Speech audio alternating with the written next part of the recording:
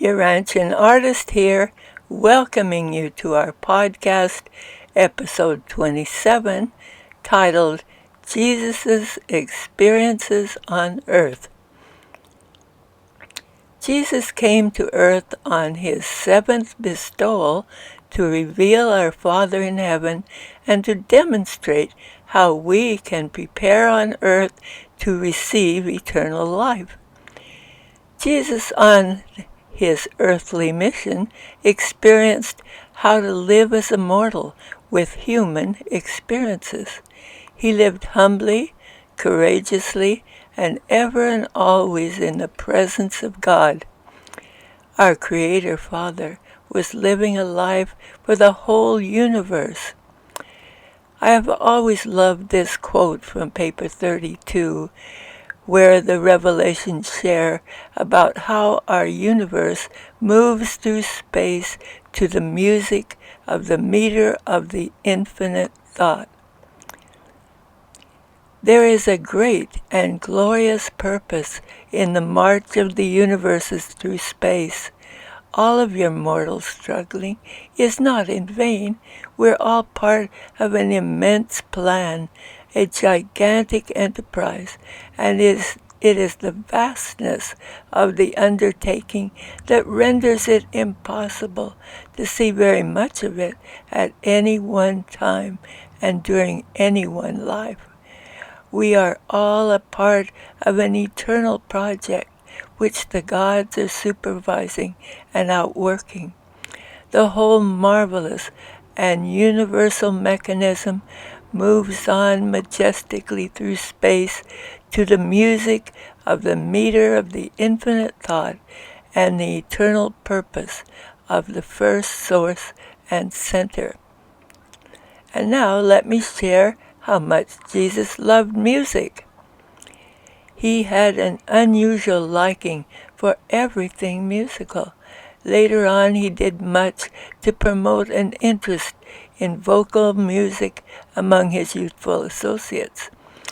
By the time he was 11 years of age, he was a skillful harpist and greatly enjoyed entertaining both family and friends with his extraordinary interpretations and able improvisations. Now keep in mind that the last podcast shared with you about his 19 Urantia experiences, and now we are sharing Jesus' earth experiences, and you will discover that Jesus had similar experiences as you have had.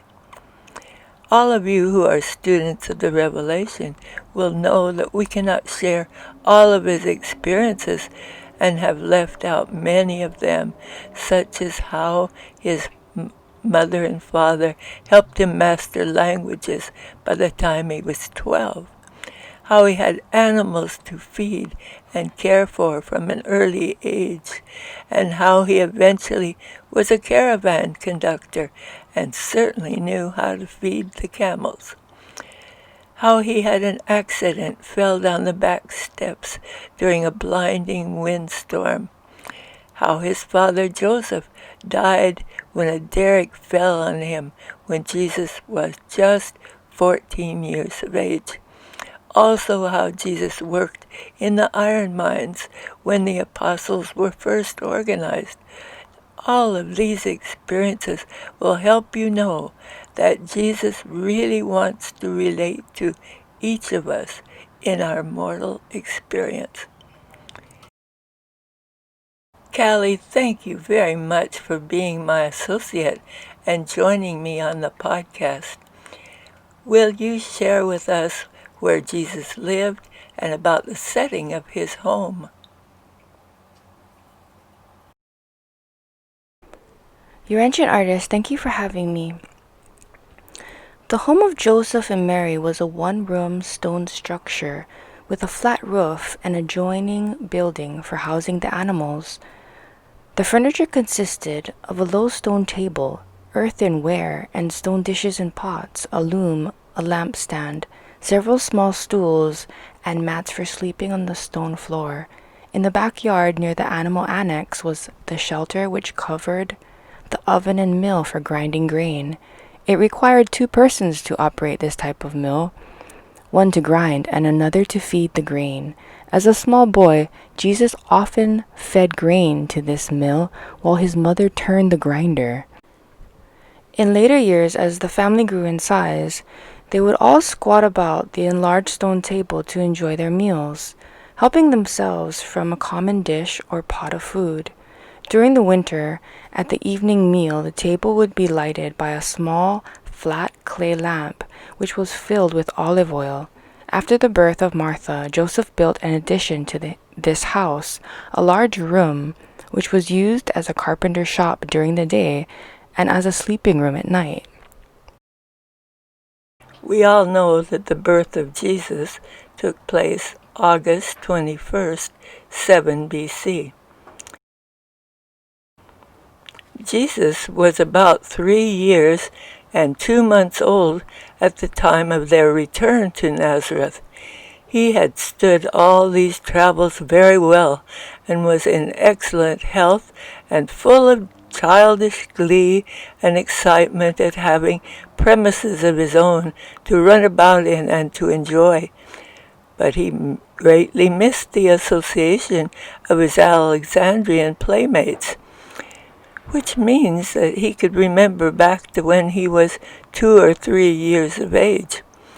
The next important event in the life of this Nazareth family was the birth of the second child, James, in the early morning hours of April 2nd, 3 BC.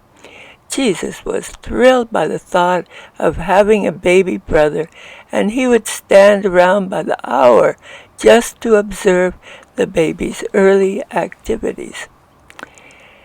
Well, in July of this year, 1 month before Jesus was 4 years old, an outbreak of malignant intestinal trouble spread over all Nazareth from contact with the caravan travelers. Mary became so alarmed by the danger of Jesus being exposed to this epidemic of disease that she bundled up both her children and fled to the country home of her brother, several miles south of Nazareth. They did not return to Nazareth for more than 2 months. Jesus greatly enjoyed this, his first experience on a farm. When he was 5 years of age, Jesus arrived at the age of his first personal and wholehearted moral decision. And there came to abide with him a thought adjuster, a divine gift of the Paradise Father, which had aforetime served with Melchizedek, thus gaining the experience of functioning in connection with the incarnation of a supermortal being living in the likeness of mortal flesh. This event occurred on February 11th, 2 BC. Jesus was no more aware of the coming of the divine monitor than are the millions upon millions of other children who before and since that day have likewise received these thought adjusters to indwell their minds and work for the ultimate spiritualization of these minds and the eternal survival of their evolving immortal souls. On this day in February, the direct and personal supervision of the universe rulers as it was related to the integrity of the childlike incarnation of Michael terminated. From that time on, throughout the human unfolding of the incarnation, the guardianship of Jesus was destined to rest in the keeping of this indwelling adjuster and the associated seraphic guardians, supplemented from time to time by the ministry of midway creatures assigned for the performance of certain definite duties in accordance with the instructions of their planetary supervisors. Jesus was 5 years old in August of this year, and we will therefore refer to this as his 5th calendar year of life. In this year, 2 BC, a little more than 1 month before his 5th birthday anniversary, Jesus was made very happy by the coming of his sister Miriam, who was born on the night of July 11th. During the evening of the following day, Jesus had a long talk with his Father concerning the manner in which various groups of living things are born into the world as separate individuals. The most valuable part of Jesus' early education was secured from his parents in answer to his thoughtful and searching inquiries. Joseph never failed to do his full duty in taking pains and spending time answering the boy's numerous questions. From the time Jesus was 5 years old until he was 10, he was one continuous question mark. While Joseph and Mary could not always answer his questions, they never failed fully to discuss his inquiries and in every other possible way to assist him in his efforts to reach a satisfactory solution of the problem which his alert mind had suggested. Having met John, who came from near Jerusalem, Jesus began to evince an unusual interest in the history of Israel and to inquire in great detail as to the meaning of the Sabbath rites, the synagogue sermons, and the recurring feasts of commemoration. His father explained to him the meaning of all these seasons. The first was the midwinter festival illumination, lasting 8 days, starting out with 1 candle the first night and adding 1 each successive night. This commemorated the dedication of the temple after the restoration of the Mosaic services by Judas Maccabee.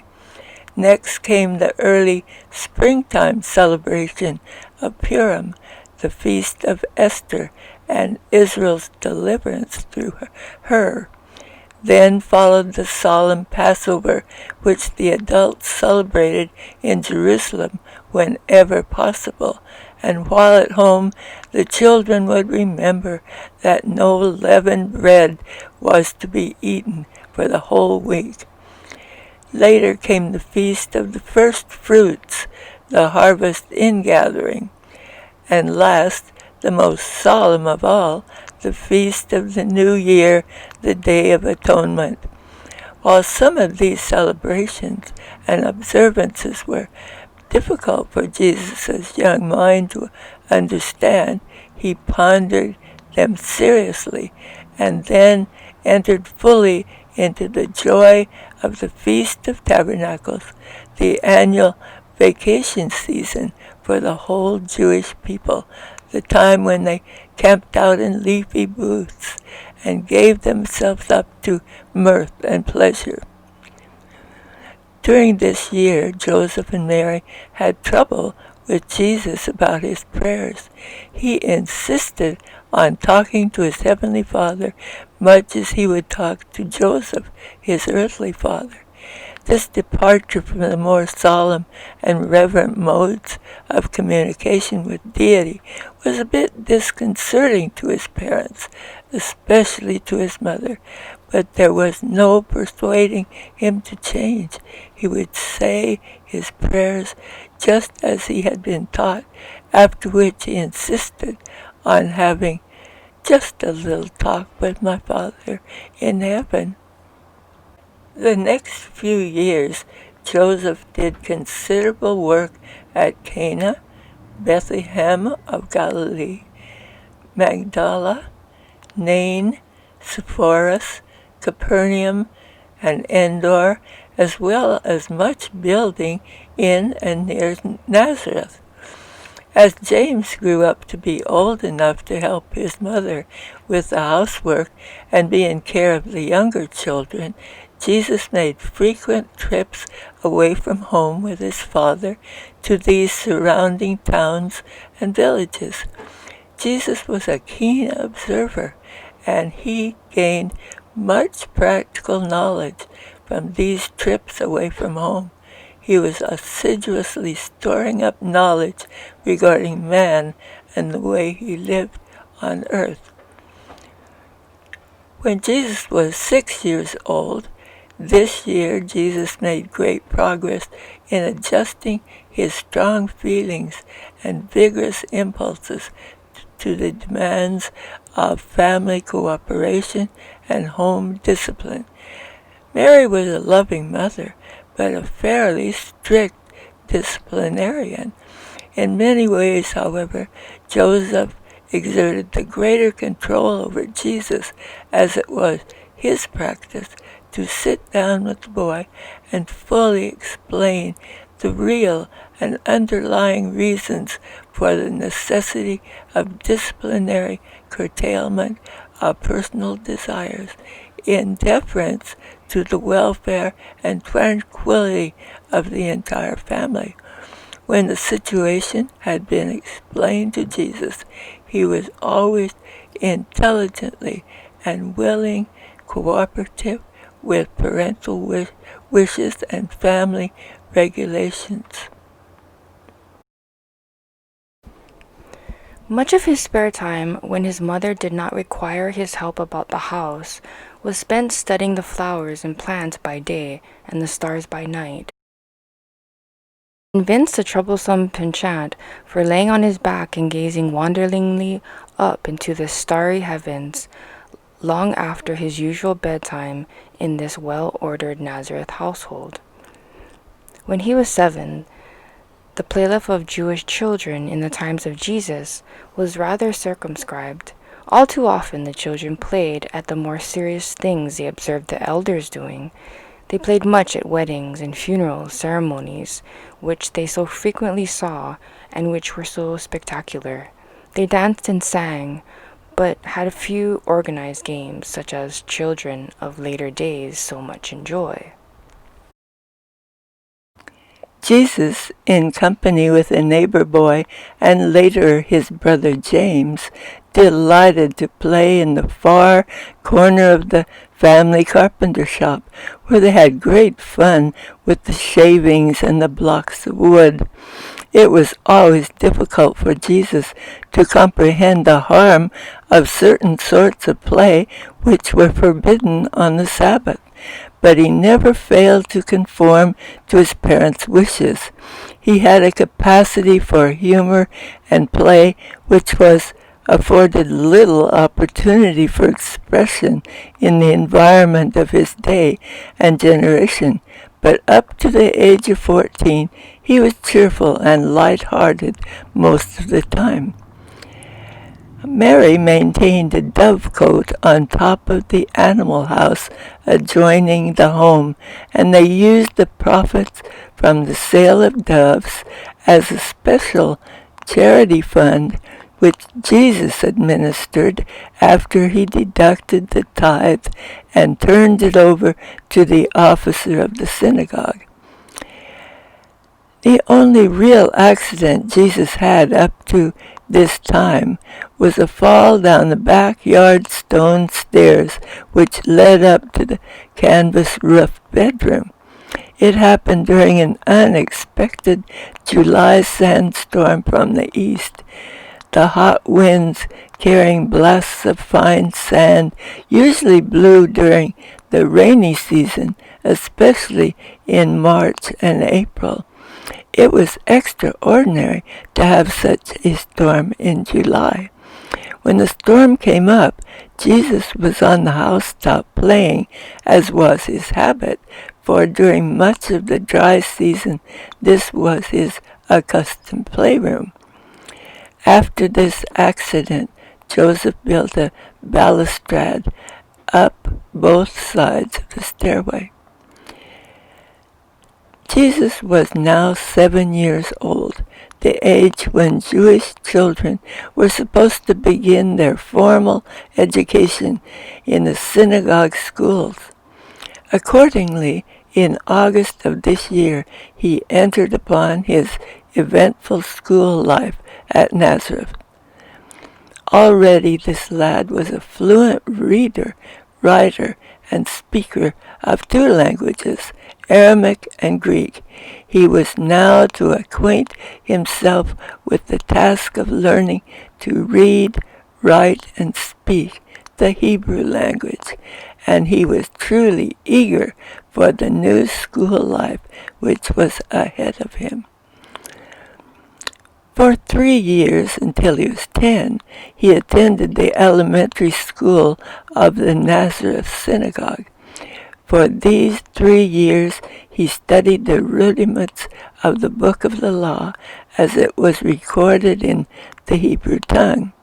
For the following 3 years, he studied in the advanced school and committed to memory by the method of repeating aloud the deeper teachings of the sacred law. He graduated from this school of the synagogue during his 13th year and was turned over to his parents by the synagogue rulers as an educated son of the commandment, henceforth a responsible citizen of the Commonwealth of Israel, all of which entailed his attendance at the Passover in Jerusalem. Accordingly, he attended his first Passover that year in company with his father and mother.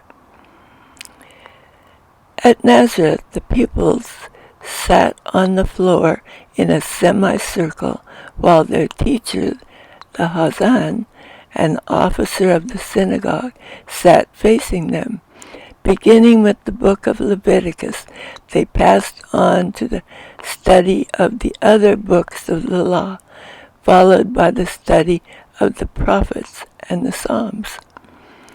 The Nazareth synagogue possessed a complete copy of the scriptures in Hebrew. Nothing but the scriptures was studied prior to the 12th year. In the summer months, the hours for school were greatly shortened. Jesus early became a master of Hebrew, and as a young man, when no visitor of prominence happened to be sojourning in Nazareth, he would often be asked to read the Hebrew scriptures to the faithful assembled in the synagogue at the regular Sabbath services. These synagogue schools, of course, had no textbooks. In teaching, the Hazan would utter a statement while the pupils would, in unison, repeat it after him. When having access to the written books of the law, the student learned his lesson by reading aloud and by constant repetition. Next, in addition to his more formal schooling, Jesus began to make contact with human nature from the 4 quarters of the earth as men from many lands passed in and out of his father's repair shop. When he grew older, he mingled freely with the caravans as they tarried near the spring for rest and nourishment. Being a fluent speaker of Greek, he had little trouble in conversing with the majority of the caravan travelers and conductors. Nazareth was a caravan way station and crossroads of travel and largely Gentile in population. At the same time, it was widely known as a center of liberal interpretation of Jewish traditional law. In Galilee, the Jews mingled more freely with the Gentiles than was their practice in Judea. And of all the cities of Galilee, the Jews of Nazareth were most liberal in their interpretation of the social restrictions based on the fears of contamination as a result of contact with the Gentiles. And these conditions gave rise to the common saying in Jerusalem, "Can any good thing come out of Nazareth?" Jesus received his moral training and spiritual culture chiefly in his own home. He secured much of his intellectual and theological education from the Hazan, but his real education, that equipment of mind and heart for the actual test of grappling with the difficult problems of life, he obtained by mingling with his fellow men. It was this close association with his fellow men, young and old, Jew and Gentile, that afforded him the opportunity to know the human race. Jesus was highly educated in that he thoroughly understood men and devotedly loved them. Throughout his years at the synagogue, he was a brilliant student, possessing a great advantage since he was conversant with 3 languages. The Nazareth Hazan, on the occasion of Jesus finishing the course in his school, remarked to Joseph that he feared he had learned more from Jesus' searching questions than he had been able to teach the lad. When entering school at 7 years, at this time the Jews had just inaugurated a compulsory education law. It was customary for the pupils to choose their birthday texts, a sort of golden rule to guide them throughout their studies, one upon which they often expatiated at their graduation when 13 years old. The text which Jesus chose was from the prophet Isaiah. "The Spirit of the Lord God is upon me, for the Lord has anointed me. He has sent me to bring good news to the meek, to bind up the brokenhearted, to proclaim liberty to the captives, and to set the spiritual prisoners free." Nazareth was one of the 24 priest centers of the Hebrew nation, but the Galilean priesthood was more liberal in the interpretation of the traditional laws than were the Judean scribes and rabbis. And at Nazareth, they were also more liberal regarding the observance of Sabbath. It was therefore the custom for Joseph to take Jesus out for walks on Sabbath afternoons, one of their favorite jaunts being to climb the high hill near their home, which they could obtain a panoramic view of all Galilee. To the northwest, on clear days, they could see the long ridge of Mount Carmel, running down to the sea, and many times Jesus heard his father relate the story of Elijah, one of the first of that long line of Hebrew prophets who reproved Ahab and exposed the priest of Baal. To the north, Mount Hermon raised its snowy peak in majestic splendor and monopolized the skyline, almost 3,000 feet of the upper slopes, glistening white with perpetual snow. Far to the east they could discern the Jordan Valley, and far beyond the rocky hills of Moab. Also to the south and the east, when the sun shone upon their marble walls, they could see the Greco-Roman cities of the Decapolis, with their amphitheaters and pretentious temples. And when they lingered toward the going down of the sun, to the west they could make out the sailing vessels on the distant Mediterranean. From 4 directions, Jesus could observe the caravan trains as they wended their way in and out of Nazareth, and to the south he could overlook the broad and fertile plain country of Esdraelon, stretching off towards Mount Gilboa and Samaria. Before he was 8 years of age, he was known to all the mothers and young women of Nazareth who had met and talked with him at the spring, which was not far from his home, and which was one of the social centers of contact and gossip for the entire town. This year, Jesus learned to milk the family cow and care for the other animals. During this and the following year, he also learned to make cheese and to weave. When he was 10 years of age, he was an expert loom operator.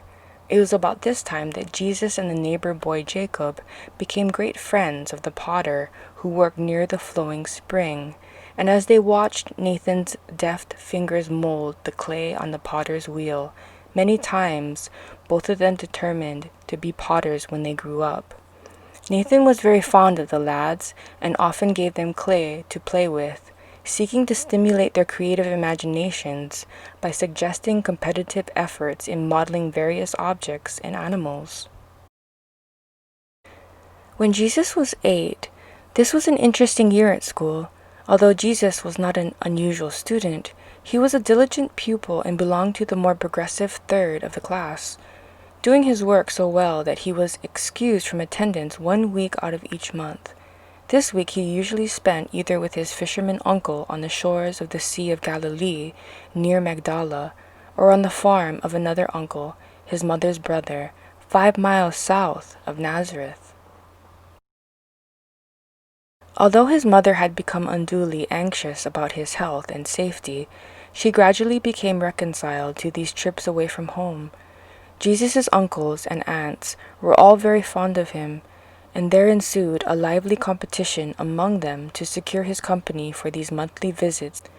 Throughout this and immediately subsequent years, his first week's sojourn on his uncle's farm since infancy was in January of this year.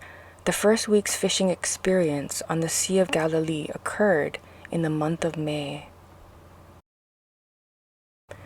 About this time, Jesus met a teacher of mathematics from Damascus, and learning some new techniques of numbers, he spent much time on mathematics for several years. He developed a keen sense of numbers, distances, and proportions. Jesus began to enjoy his brother James very much, and by the end of this year, he had begun to teach him the alphabet. By the time he was 11 years of age, he was a skillful harpist and greatly enjoyed entertaining both family and friends with his extraordinary interpretations and able improvisation. While Jesus continued to make inviolable progress at school, all did not run smoothly for either parents or teachers. He persisted in asking many embarrassing questions concerning both science and religion, particularly regarding geography and astronomy. He was especially insistent on finding out why there was a dry season and rainy season in Palestine. Repeatedly he sought the explanation for the great difference between the temperatures of Nazareth and the Jordan Valley. He simply never ceased to ask such intelligent but perplexing questions. His third brother Simon was born on Friday evening, April 14th of this year, AD 2. In February, Nahor, one of the teachers in a Jerusalem academy of the rabbis, came to Nazareth to observe Jesus. Because of a difference of opinion between Joseph and Mary, Nahor requested permission to lay the whole matter before Jesus. Jesus listened attentively, talked with Joseph, Mary, and a neighbor, Jacob, the stonemason, whose son was his favorite playmate, and then 2 days later reported that since there was such a difference of opinion among his parents and advisers, and since he did not feel competent to assume the responsibility for such a decision, not feeling strongly one way or the other, in view of the whole situation, he had finally decided to talk with my Father who is in heaven. And while he was not perfectly sure about the answer, he rather felt he should remain at home with my father and mother, adding, "They who love me so much should be able to do more for me and guide me more safely than strangers who can view my body and observe my mind, but can hardly truly know me." They all marveled, and Nahor went his way back to Jerusalem, and it was many years before the subject of Jesus going away from home ever came up for consideration. Trouble was again stirred up at school when one of the more backward pupils discovered Jesus drawing a charcoal picture of the teacher on the floor of the school room. There it was, plain as day, and many of the elders had viewed it before the committee went on to call Joseph to demand that something be done to suppress the lawlessness of his eldest son.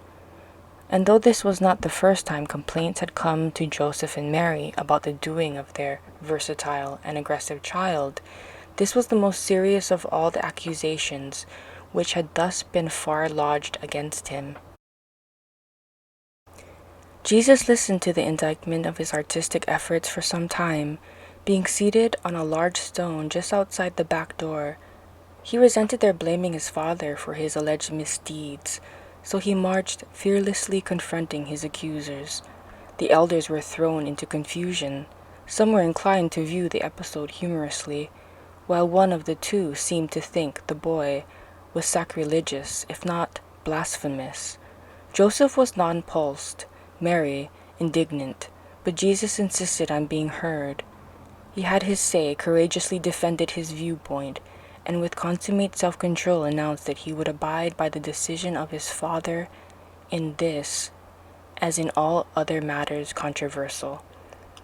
And the committee of elders departed in silence.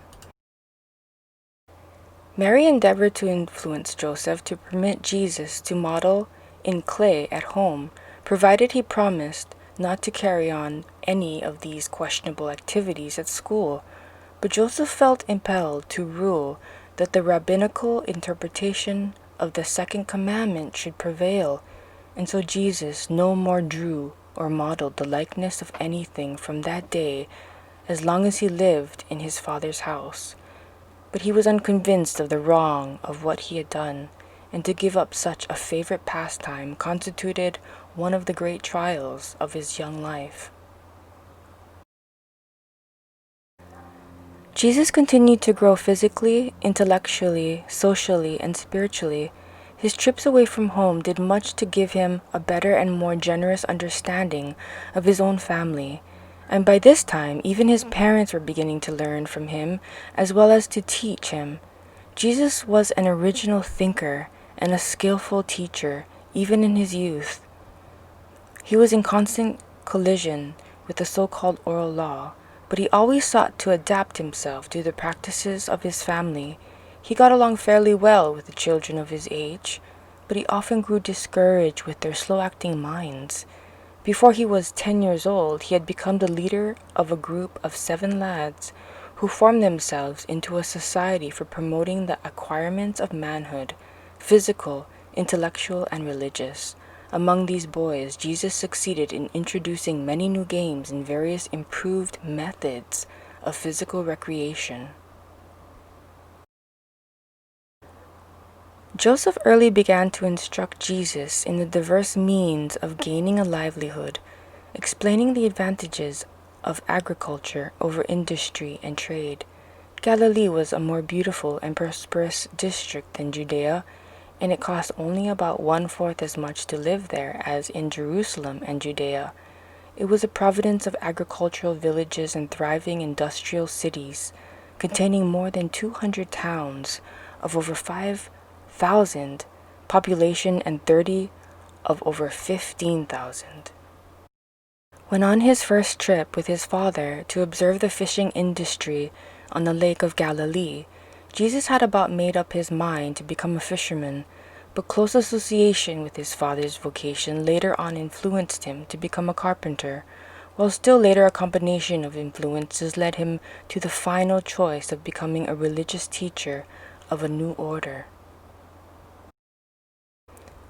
At 11 years old, Jesus spent considerable time at the caravan supply shop, and by conversing with the travelers from all parts of the world, he acquired a store of information about international affairs that was amazing, considering his age. This was the last year in which he enjoyed much free play and youthful joyousness. From this time on, difficulties and responsibilities rapidly multiplied in the life of this youth. About the middle of May, the lad accompanied his father on a business trip to Scythopolis, the chief Greek city of Decapolis, the ancient Hebrew city of Bethshean. On the way, Joseph recounted much of the olden history of King Saul, the Philistines, and the subsequent events of Israel's turbulent history. Jesus was tremendously impressed with the clean appearance and well-ordered arrangement of this so-called heathen city. He marveled at the open-air theater and admired the beautiful marble temple dedicated to the worship of the heathen gods. Joseph was much perturbed by the lad's enthusiasm and sought to counteract these favorable impressions by extolling the beauty and grandeur of the Jewish temple at Jerusalem. Jesus had often gazed curiously upon this magnificent Greek city from the hill of Nazareth, and had many times inquired about its extensive public works and ornate buildings, but his father had always sought to avoid answering these questions. Now they were face to face with the beauties of this Gentile city, and Joseph could not gracefully ignore Jesus' inquiries.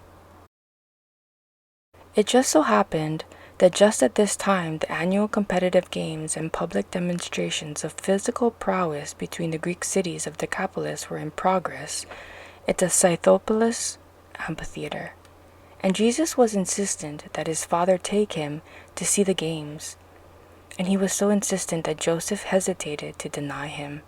The boy was thrilled with the games and entered most heartily into the spirit of the demonstrations of physical development and athletic skill.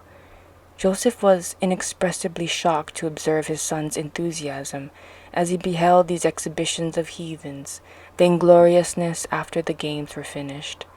Joseph received the surprise of his life when he heard Jesus express his approval of them and suggest that it would be good for the young men of Nazareth if they could be thus benefited by wholesome outdoor physical activities. Joseph talked earnestly and long with Jesus concerning the evil nature of such practices, but he well knew that the lad was unconvinced. The only time Jesus ever saw his father angry with him was that night, in their room at the inn, when in the course of their discussions the boy so far forgot the trends of Jewish thought as to suggest that they go back home and work for the building of an amphitheater at Nazareth. When Joseph heard his firstborn son express such un-Jewish sentiments, he forgot his usual calm demeanor, and seizing Jesus by the shoulder, angrily exclaimed, "My son, never again let me hear you give utterance to such an evil thought. As long as you live." Jesus was startled by his father's display of emotion.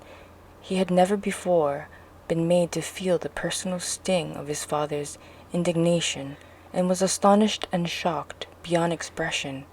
He only replied, "Very well, my father, it shall be so." And never again did the boy even in the slightest manner allude to the games and other athletic activities of the Greeks, as long as his father lived. Later on, Jesus saw the Greek amphitheater at Jerusalem and learned how hateful such things were from the Jewish point of view.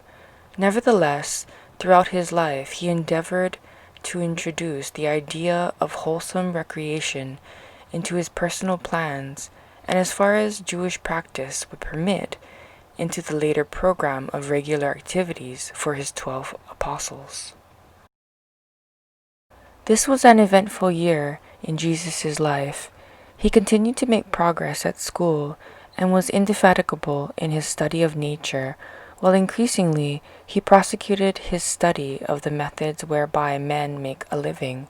He began doing regular work in the home, carpenter shop, and was permitted to manage his own earnings, a very unusual arrangement to obtain in a Jewish family. This year, he also learned the wisdom of keeping such matters a secret in the family. He was becoming conscious of the way in which he had caused trouble in the village, and henceforth he became increasingly discreet in concealing everything which might cause him to be regarded as different from his fellows. Throughout this year, he experienced many seasons of uncertainty, if not actual doubt, regarding the nature of his mission. His naturally developing human mind did not fully grasp the reality of his dual nature. The fact that he had a single personality rendered it difficult for his consciousness to recognize the double origin of those factors which composed the nature associated with that self-same personality. From this time on, he became more successful in getting along with his brothers and sisters. He was increasingly tactful, always compassionate and considerate of their welfare and happiness, and enjoyed good relations with them up to the beginning of his public ministry. To be more explicit, he got along with James, Miriam, and the two younger, as yet unborn children, Amos and Ruth, most excellently. He always got along with Martha fairly well. What trouble he had at home largely arose out of the friction with Joseph and Jude, particularly the latter.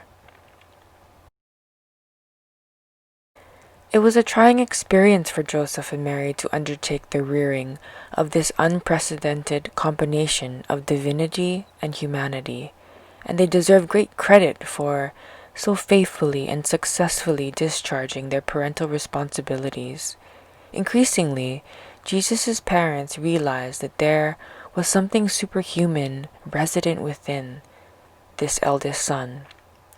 But they never even faintly dreamed that this son of promise was indeed and in truth the actual creator of this local universe of things and beings. Joseph and Mary lived and died without ever learning that their son, Jesus, really was the universe creator incarnate in mortal flesh. This year, Jesus paid more attention than ever to music, and he continued to teach the home school for his brothers and sisters. It was at about this time that the lad became keenly conscious of the difference between the viewpoints of Joseph and Mary regarding the nature of his mission. He pondered much over his parents' differing opinions, often hearing their discussions when they thought he was sound asleep. More and more he inclined to the view of his father, so that his mother was destined to be hurt by the realization that her son was gradually rejecting her guidance in matters having to do with his life career. And as the years passed, this breach of understanding widened. Less and less did Mary comprehend the significance of Jesus' mission, and increasingly was this good mother hurt by the failure of her favorite son to fulfill her fond expectations. During his last year at school, when he was 12 years old, Jesus demonstrated with his father about the Jewish custom of touching the bit of parchment nailed upon the doorpost each time on going into or coming out. He possessed a high concept of consistency and therefore pointed out to his father the essentiality, idolatrous nature of this habitual obeisance to the doorpost parchment, and Joseph removed the parchment after Jesus had thus remonstrated with him. And so even ere the heavy responsibilities of the Nazareth family descended upon his youthful shoulders, there now arrived the celestial messenger to remind this lad, not quite 13 years of age, that the hour had come to begin the resumption of the responsibilities of a universe. This was the first act of a long succession of events, which finally culminated in the completion of the son's bestowal on Urantia and the replacing of the government of a universe on his human divine shoulders. The road now led immediately down into the tropical Jordan Valley, and soon Jesus was to have exposed to his wandering gaze the crooked and ever-winding Jordan, with its glistening and rippling waters, as it flowed down towards the Dead Sea. They laid aside their outer garments as they journeyed south in this tropical valley, enjoying the luxurious fields of grain and the beautiful oleanders laden with their pink blossoms, while massive, snow-capped Mount Hermon stood far to the north, in majesty, looking down on the historic valley, a little over 3 hours' travel from opposite Scythopolis. They came upon a bubbling spring, and here they camped for the night, out under the starlit heavens. On the eastern slopes of Olivet, they paused for a rest in the borders of a little village called Bethany. The hospitable villagers poured forth to minister to the pilgrims, and it happened that Joseph and his family had stopped near the house of one Simon, who had 3 children about the same age as Jesus, Mary, Martha, and Lazarus. They invited the Nazareth family in for refreshment, and a lifelong friendship sprang between the 2 families. Many times afterward, in his eventful life, Jesus stopped in this home. As time passed, the mystery of the Incarnation became to all of us more and more unfathomable. We could hardly comprehend that this lad of Nazareth was the creator of all Nebadon. Neither do we nowadays understand how the spirit of this same Creator's Son and the spirit of his Paradise Father are associated with the souls of mankind. With the passing of time, we could see that his human mind was increasingly discerning that, while he lived his life in the flesh, in spirit, on his shoulders rested the responsibility of a universe. This is the calendar year of his 14th birthday. He had become a good yoke maker and worked well with both canvas and leather.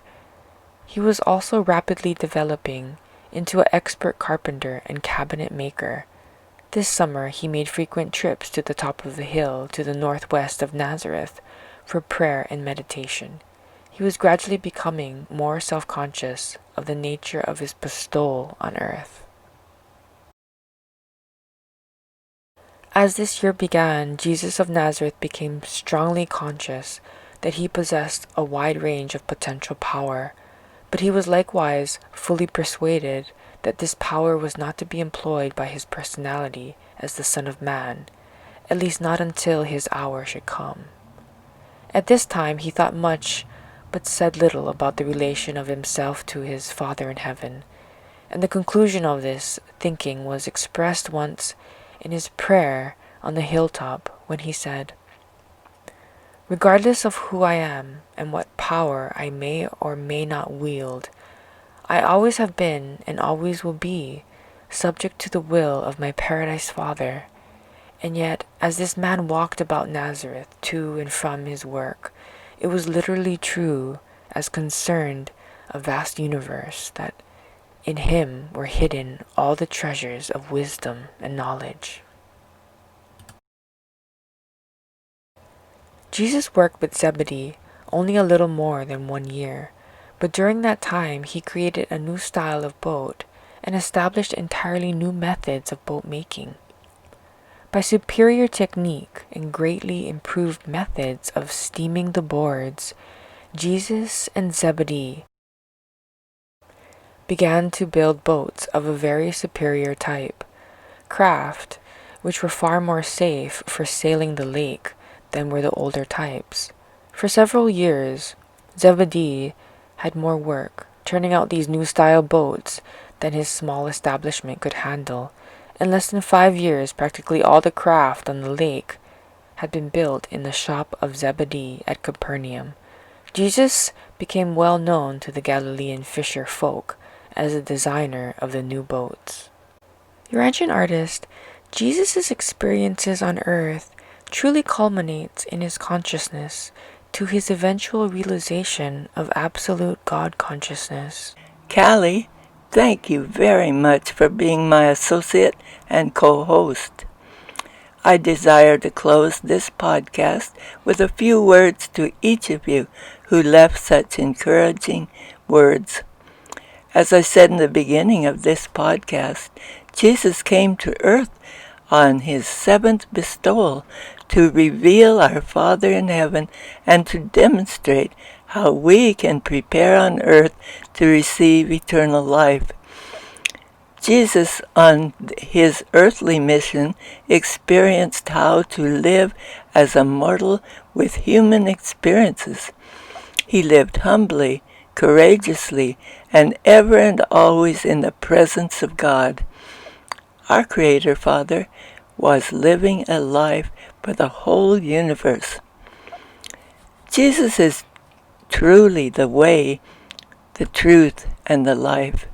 He showed us the art of living and how to recognize the spiritual reality and personality character growth that our experiences on earth provide us. Always look to Jesus as you pursue your life course. Through time, wisdom, and experience, build your faith trust and learn to align with the Spirit of God within your heart. Jesus was the perfectly unified human personality, and today, as in Galilee, he continues to unify mortal experience and to coordinate human endeavors. He unifies life, ennobles character, and simplifies experience. He enters the human mind to elevate, transform, and transfigure it. It is literally true. If any man has Christ Jesus within him, he's a new creature. Old things are passing away, and behold, all things are becoming new. Aloha nui loa.